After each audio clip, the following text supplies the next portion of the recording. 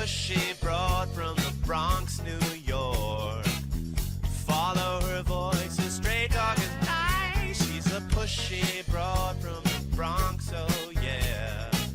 Don't be surprised if you wanna listen twice. Make decisions, find the right choice. Know yourself better, find your own voice. It's okay if you need help today, cause everybody needs a little push. From the pushy broad from the Bronx, New York.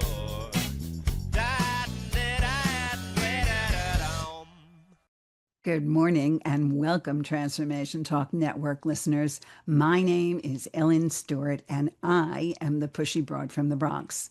Welcome to my show, Recovery Recharged, where we share advice and support from experts in addiction, recovery, and today, what I consider to be an expert in life, law of attraction, and manifestation.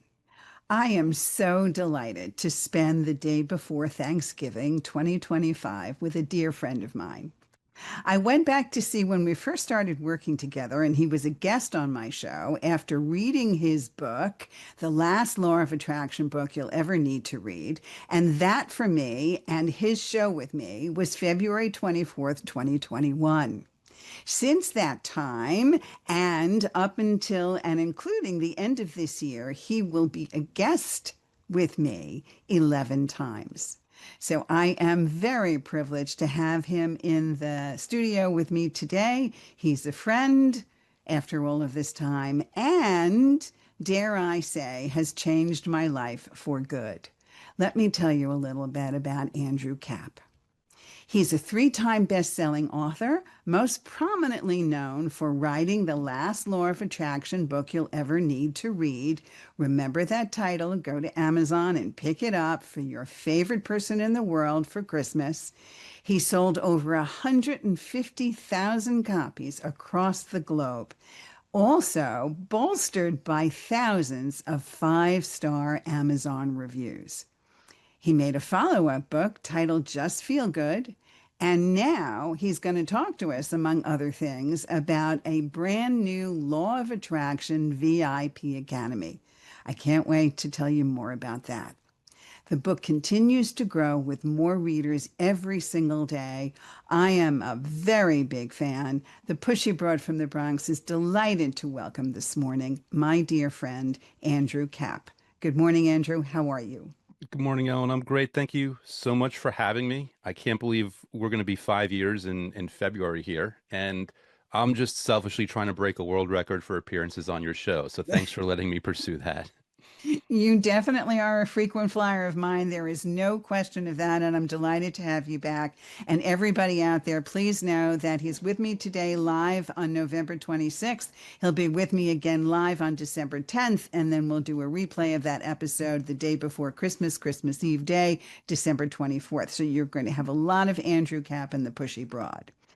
I love to have him back at the end of the year because he's always so inspiring to finish up the year with me and also give people a really good boost into the new year together. So I know you've been doing some brand new things. Let's talk a little bit about some brand new manifesting methods that have come to light through your videos and through your streaming stuff.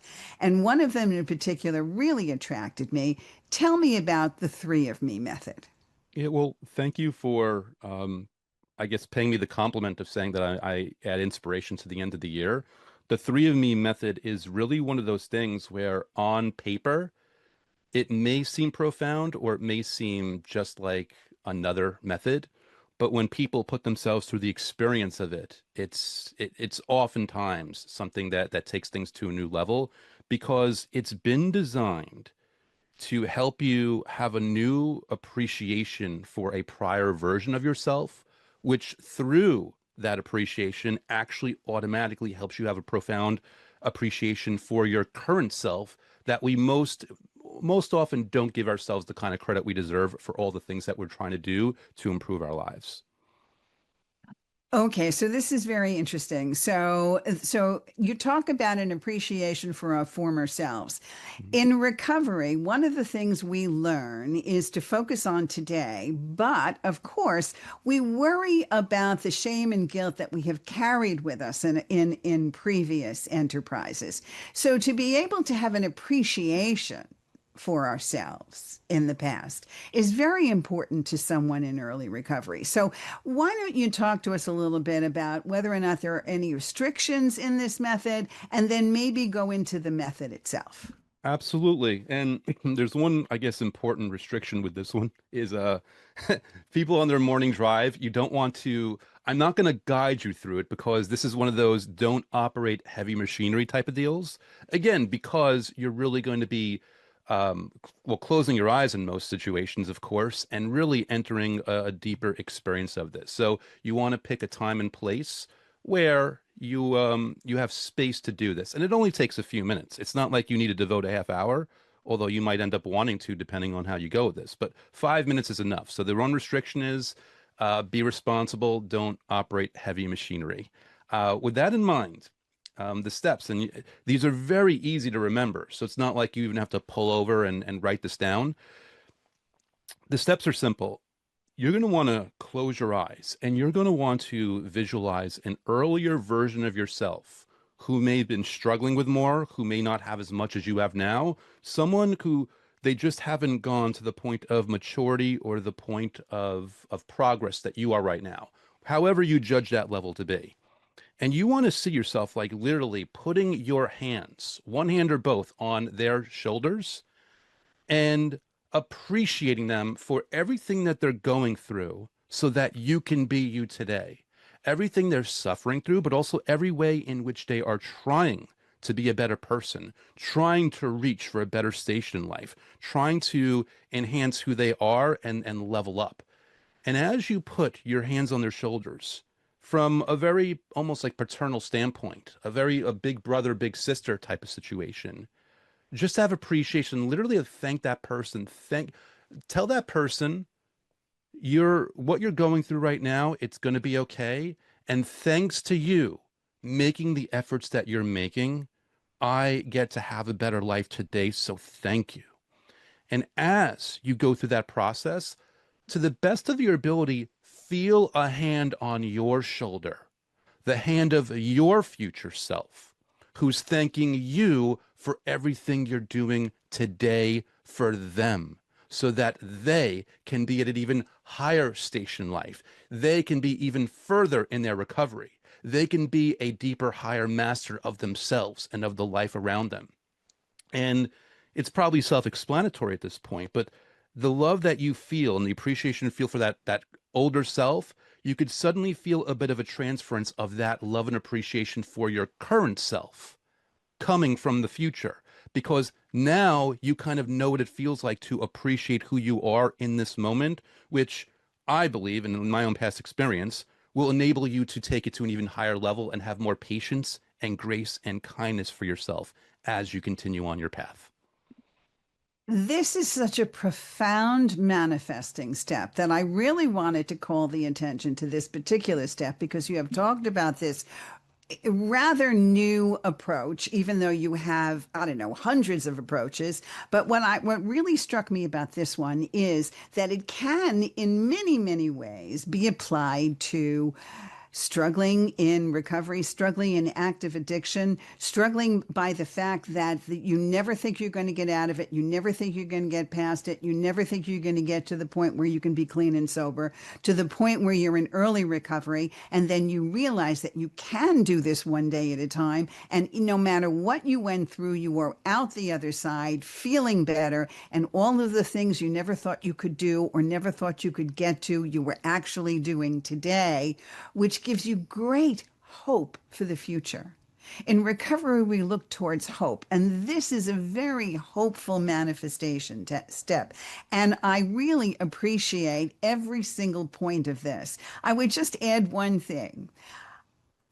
I wouldn't operate any machinery with my eyes closed. That's number one. And number two, heavy or not. And number two, if you don't necessarily have to have your eyes closed to think about your past reflections, okay? True. So think about what's going on. Think about where you were. If you're a client of mine, you know the pushy broad is telling you to come into the present, to see how far you've come, to understand that that's a past reference for how far you will go. And this manifestation step is absolutely perfect for that. So I really appreciate that from in terms of recovery. So thank you so much for sharing that. Anything else you want to add about this? Well, like you said, you actually made a better point than I could. It's like you can do this in the moment if you're not escaping from what's currently in front of you. I want to invite people to do this at whatever level of depth is comfortable for them, because this might be something where you edge your way in, and it might be something where you dive in, and it all depends on your individual personality. There's no wrong way of doing this, so long as you can feel any appreciation for your past self that will automatically transfer to your present self. Absolutely. And not only that, but I think this manifestation step helps us from situations that could be despair. When you think that there's no hope, or you'll never get through the day, or you won't be able to stay clean and sober, especially with the holiday tomorrow and the family that's sitting there, and God knows what's coming at you in so many different directions, whether or not you're going to be able to sit and have beautiful conversations without having explosions at the table with everything that's going on in the world.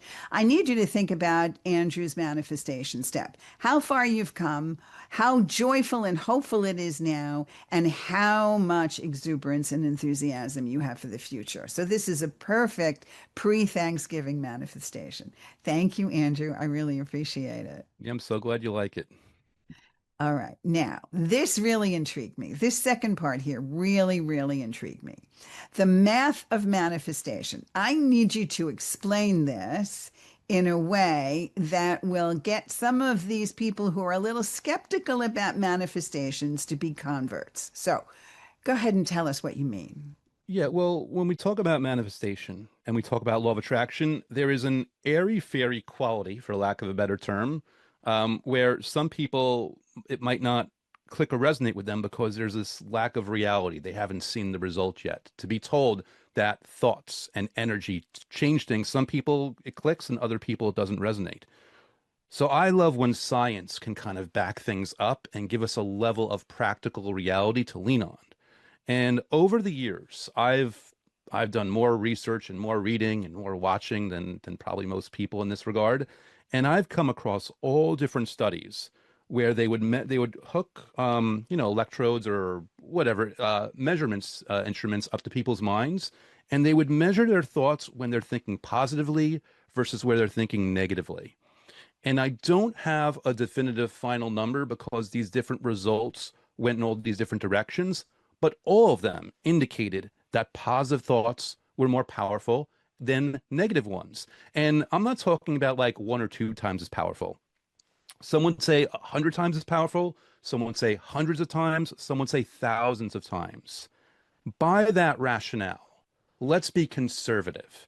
If it could be anywhere from hundreds to thousands of times, let's just give it a number like 300. Let's say your positive thoughts and emotions are 300 times more powerful, whether you're talking energetically or you're talking psychologically, which impacts your subconscious mind and gets you going in a direction in that regard, or both. By that math, if you were to say, I'm going to think, negatively for 5 minutes, 60 seconds times five, that's like, 300 bad points in your favor, right? If you're thinking negatively. But if each of those thoughts, a positive version of it, is 300 times as powerful, that equates to 5 minutes just doing that. It gives you 90,000 steps in the right direction. So 300 negative steps, if we're talking about this power of 300 again, we're being conservative here, that's like nothing compared to 90,000 good steps or 90,000 seconds of feeling good. So 90,000 seconds is basically 25 hours in the day, which is this, my long gobbledygook way of explaining this is just another long-winded way of saying, if you could just feel good for 5 minutes a day, you would then need to think bad or negatively for 25 hours, of which a day doesn't even hold, in order to catch up with that. 5 minutes alone on this conservative metric gets you more than you could possibly put yourself back in by thinking negatively. That's the math of manifestation. And that's a very powerful math because it's based on a lot of different things. First of all, it's not only the mathematics that absolutely check out, but it's the science behind it. It's the areas of the brain that light up in a positive way. It's attracting the energy from positive sources rather than negative sources. It's allowing opportunities of positivity to come your way as opposed to living in that cycle of suck that I call it. Okay. I have many clients that sit and shift in that negativity on a continuous basis. They talk to me about the fact that the world is not on their side and everything is terrible today and they can find a silver lining. And you know what happens? Because of that, every single day is the same, just like that. Hmm. I truly believe that negative energy attracts negative energy. Now, what you're telling us is that just a small amount of energy towards positive thought triples well, not only triples, but is 300% more effective than negative thought. So, Yes. talk about when this came to you, when this happened. How did you feel about this personally? Well, I mean, for me, it was kind of more of an affirmation because at this point, I'd already made the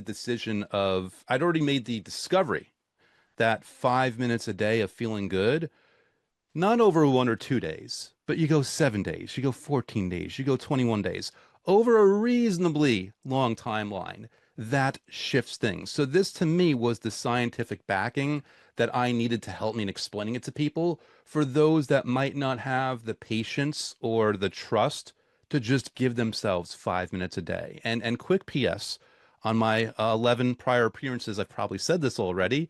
Um, the reason that I did 5 minutes a day was because I understood my own human nature, my own psychology. I knew that it's not personally sustainable for me. I don't have the patience to sit for an hour a day and try to feel good. And that's why it's such a relief to me that I don't need to sit for an hour a day or a half hour or even 20 minutes. All I need, which anybody has, no matter how busy they are, is 5 minutes. And that gets me ahead of the curve every single time, especially since I genuinely enjoy it, which keeps me consistent, which builds the momentum, which creates the results, which bolsters the enthusiasm, which then gets me consistent again, which gets me the momentum, which gets me the results, which gets me enthusiasm. And then you're in the cycle of non-suck, so to speak. Exactly.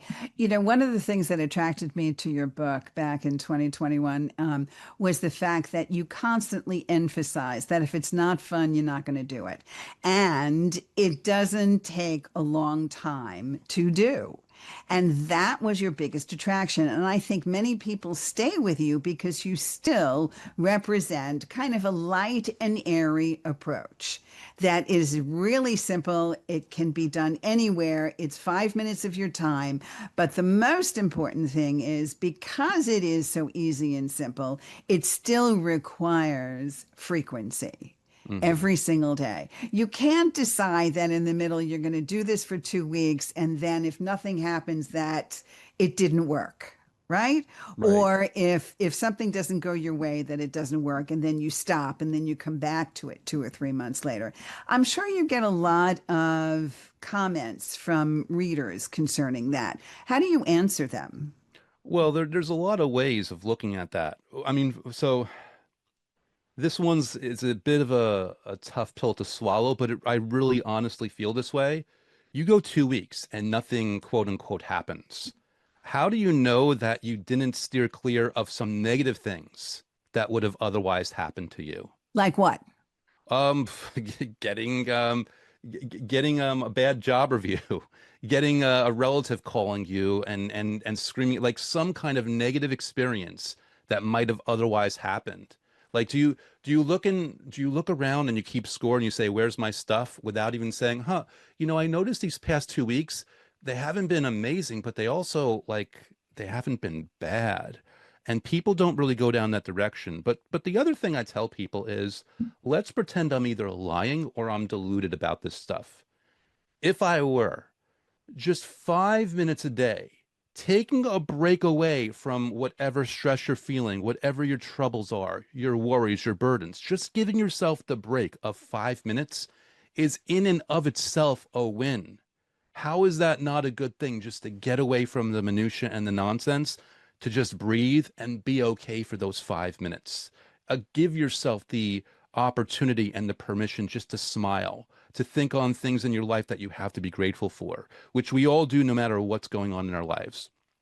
Just doing that without worrying about the how or when of things happening is in and of itself a huge win that I recommend people just give themselves the courtesy and the permission and the kindness and the grace to give a try.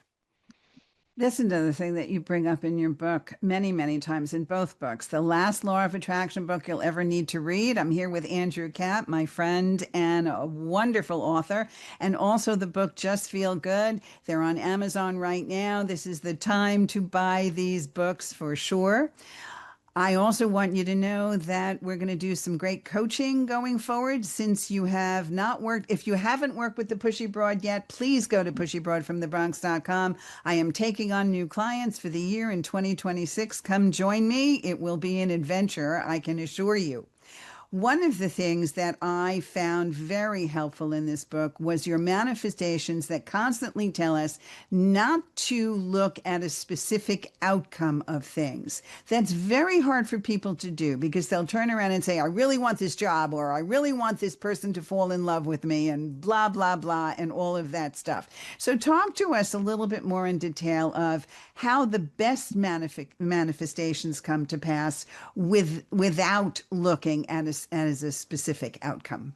Yeah, well, a really easy to apply scenario that I've been describing for people lately, even regardless of whether you're okay in your job or not, because everyone, this will click. Imagine a scenario where, money's been bad and you're going for a job and it's going to pay, I don't know, $90,000 a year. For most people, that's pretty nice.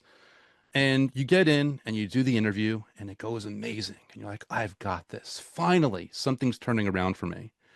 And then you leave and you don't get the job. And what you find out later is that the applicant behind you saw how happy you looked, was worried, and they badmouthed you to the potential bosses and they cost you this job. This probably would be infuriating, right? Here you needed this $90,000. You're pulling your hair out. How could this happen? This person doesn't even know you. Why me? Would you be unhappy, even at that horrible person, if you knew right away that a month from now, you would actually be getting a job that pays $200,000 a year with a better commute, a better office, better work culture, more room for advancement, everything better on every metric, only 4 weeks later than that prior month? Would you not almost be grateful in a in a hesitant way for that horrible person who cost you the $90,000 a year opportunity because only a few weeks later, $200,000 and all those other perks are waiting for you? I give this as an example that's probably obvious to everybody by now. It's like when something doesn't go your way, that doesn't necessarily mean you've lost. It might mean that things are lining up for something way better, way more aligned and in your interests than you might realize. Because that job that you want right now, it might be gone in 3 years. Whereas the job you will actually get a couple of weeks from now, or even 1 or 2 months, that might be the thing that holds you down and takes care of you for decades to come, no matter how old you are. That perspective is the one I like to give people. And I don't blame you. And that has worked for me many, many times. So, believe it or not, we only have about 30 seconds left. Mm, I wow. want you to, I know we could talk forever and ever. That's why he's coming back on December 10th. He's coming back and we will have him again for sure. Definitely a baker's dozen. We'll see what happens in the beginning of the year. But I want you to give us a personal manifesting technique that you use called the Buddy Blitz method so they can leave with that today and then I can close. So, about 30 seconds, Andrew. Okay. The fast version of this is what I do every single day. I pull out my phone, I open my memo, and I record for as many minutes as I want of all the things I'm grateful for, and I send it to a friend across the country who does the same thing for me. If you have a friend like this, it's a wonderfully powerful, potent way of doing things. You could just as easily do it yourself without sending to somebody. But I have this where I have a friend who does it back and forth, and it keeps us accountable. And it's such a fun thing. It's such an easy thing. It only takes a few minutes a day. I also have my new Law of Attraction VIP Academy, where if you can't find a friend, you could actually join the academy and you're surrounded by friends. Everybody's in there doing this buddy blitz. So they always have something to look forward to. They always could read other people. That lifts their spirits and inspires them to do it themselves, which builds their momentum.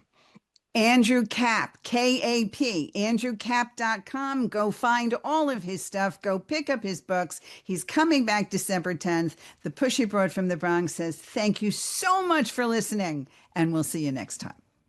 This is Ellen Stewart, the Pushy Broad from the Bronx, saying thanks. And remember, everybody needs a little push. From the pushy broad from the Bronx, New York.